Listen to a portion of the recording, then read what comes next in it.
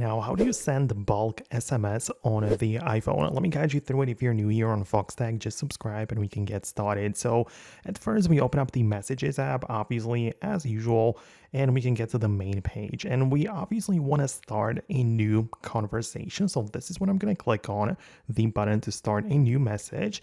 And it all comes down to the recipient, right? So now it's an empty page. I don't have any body of the text.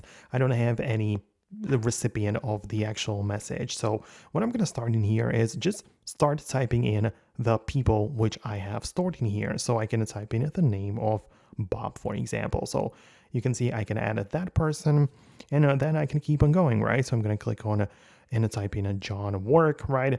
And as you can see, it just keeps on adding the people to the message thread.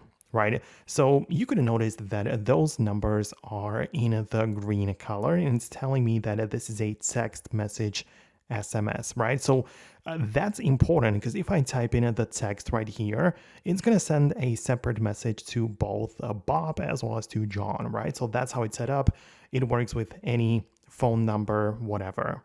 However, if I type in something else, let's say I'm going to click in here to type in a number or an email, which as you can see gets shown or written in the blue color. Now we're talking about iMessage.